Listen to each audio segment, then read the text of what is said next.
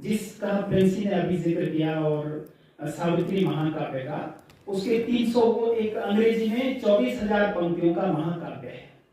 और आज की तारीख तक किसी भी भारतीय द्वारा अंग्रेजी में लिखा गया एकमात्र महाकाव्य है सावित्री, एक प्रतीक और आख्यान। Savitri is symbol and legend. उसकी 315 नंबर पेज पे पंक्तियां हैं। This light comes not by struggle और बाय थॉट। ये जो भगवान का प्रकाश है, जो महापुरुषों की बातें हैं, जो आत्मबोध है, सेल्फ रियलाइजेशन है, ये संघर्ष करके, जूझ करके, बहुत ज्यादा दिमाग की घोड़े दौड़ा करके नहीं आता। In the mind's silence, the transcendent acts, and the hushed heart hears the unuttered word.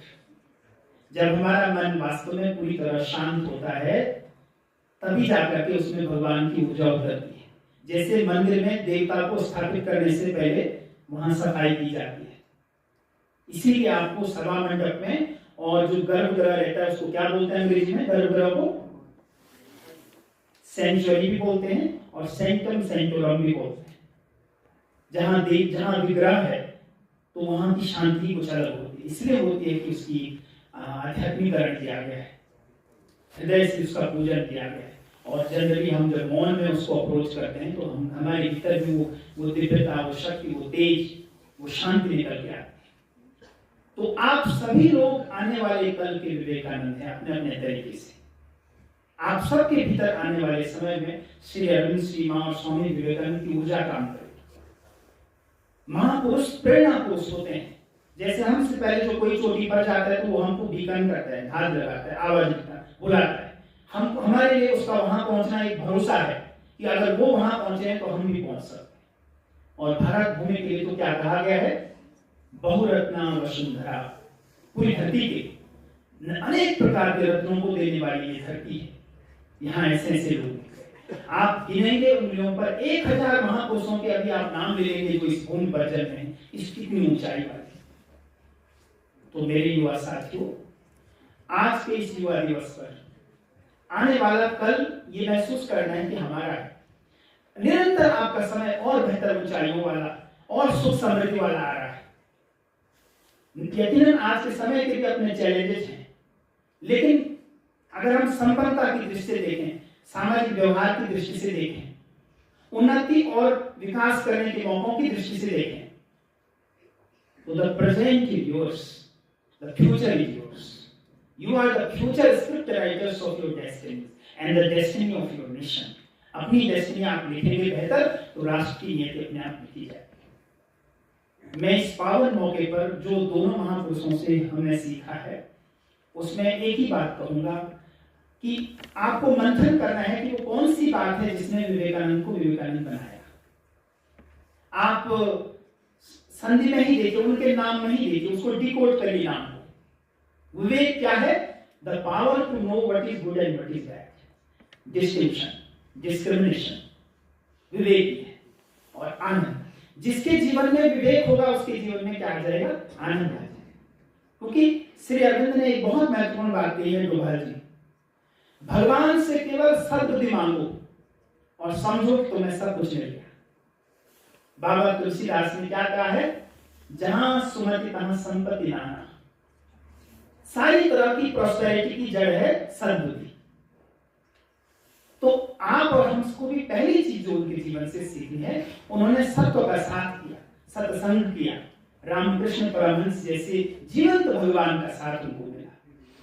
बहुत ज्यादा तार्किक थे Vivekananda. He was very rational, very intellectual and very playful, अगर आपने उनकी जीवनियां पढ़ी। लेकिन एक महात्मा ने, और आपको पता है कि Ramakrishna Paramahamsa was not formally educated, एक ऐसे महात्मा ने उनके छुआ और उनका जीवन बदल दिया। अंग्रेजी के उनके प्रोफेसर थे हास्की, उनसे पहली बार उन्होंने रामकृष्ण परमहंस का नाम सुना था। और तब देखो कहां वो यात्रा रहा। विवेकानंद के दादा भी सन्यासी बने थे, क्योंकि उस भूमि पर बहुत कुछ नहीं होता। अगर हम चाहते हैं कि हमारे घर परिवार में, हमारे यहाँ अच्छी संततियां हों, हमारे भाई बहन उच्च चेतना वाले हों, तो उसको वातावरण बनाना पड़ेगा उस तरफ। विवेकानंद की माता जी भुवनेश्वरी देवी बहुत उच्च स्तर की महिला थी। विवेकानंद के पिता वकील थे और एडवोकेट विश्वनाथ दत्त अपने आप में जो है बहुत ज्यादा प्रज्ञावान व्यक्ति थे। भगवत गीता में भगवान श्री कृष्ण ने कहा है कि मैं श्रीमंतों के घर में जन्म लेता हूं, जहां पर मेरे लिए शुद्धता है, सुंदरता है, सौंदर्य है, सुव्यवस्था है, चरित्र और आचरण की दौलत है, उन घरों में विवेकानंद पैदा होते हैं। आज का समय पापाचार का है, लोभ और वासनाओं का है, उसका है, तो ऐसे में हम ये उम्मीद कब करें? तो पहली शिक्षा जो हम स्वामी विवेकानंद से लें और ऋषि अरविंद से भी, वो है भारत को जानो, भारत को समझो।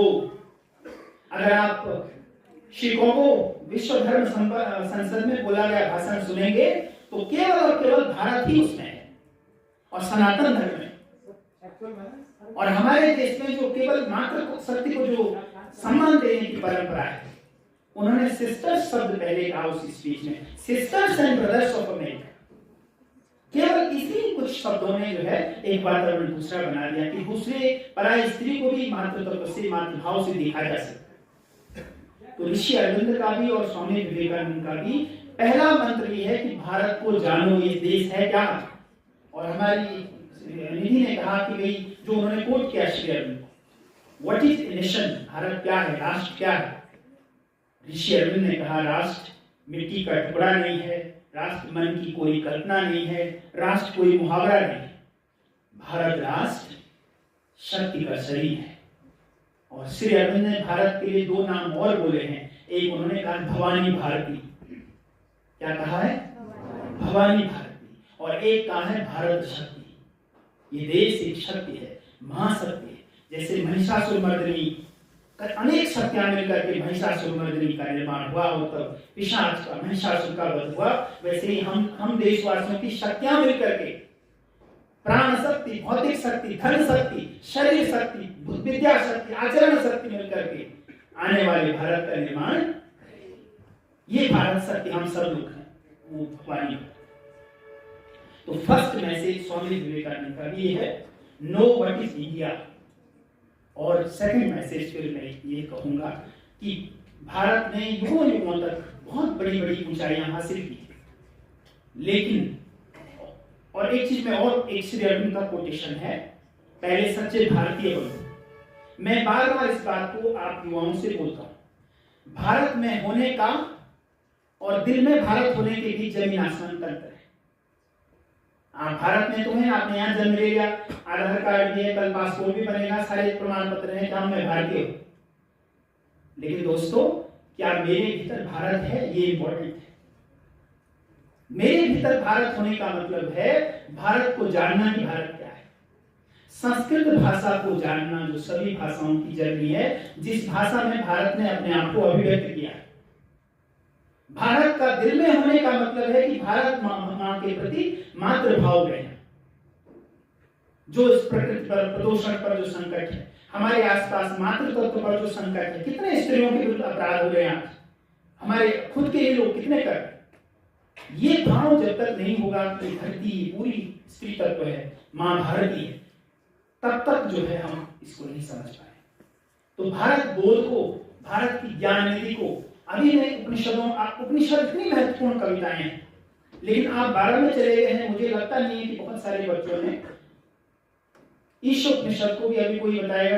अभी मैं पूछूं कि ईशोपनिषद में क्या क्या है, तो बहुत कम हमको मौका, क्योंकि शिक्षा नहीं है, कई व्यवस्था में नहीं रखा गया। तो जब हमने उपनिषद नहीं जाने, पुराण नहीं जाने, वेद की ऋचाएं नहीं पढ़ी, आरण्यक नहीं पढ़े, ऋषि महर्षियों की बातें नहीं पढ़ी, तो हम भारत में क्या हुए। ऊपर से नाना प्रकार के, मैं जो अंग्रेजी में बोलते हैं, I will not mince my words, मैं उस तरह से बात नहीं करूंगा चोरी छुपे। मैं क्लियरली कह रहा हूं कि आपके समय में बहुत सारे चैलेंजेस हैं, बहुत सारे टेम्पटेशन है, प्रलोभन है।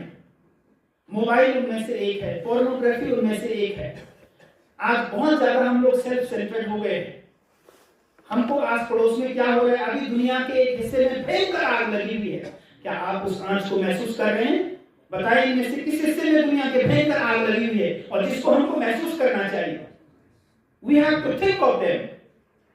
कैलिफोर्निया, वो उस अमेरिका में आज प्रचंड लगी हुई है जिस अमेरिका ने भारत को बताया कि विवेकानंद क्या है। भारत उसको यहाँ उससे पहले भी घूमते थे, हमारे उत्तराखंड में भी उससे पहले भी आए। आप कभी कसार देवी जाओगे अल्मोड़ा में, और कभी काकड़ी घाट पे जाओगे अगेन कोसी नदी के किनारे, तो वहां पर वो गए हैं पहले भी। भारत ने विवेकानंद जी को तब समझा जब अमेरिका ने उसको समझा। आप समझिए इस बात। उत्तराखंड में वो 1890 में भी आए सितंबर, लेकिन उस समय वॉन्डरिंग मंक, एक फकीर, किसी ने ज्यादा भाव नहीं।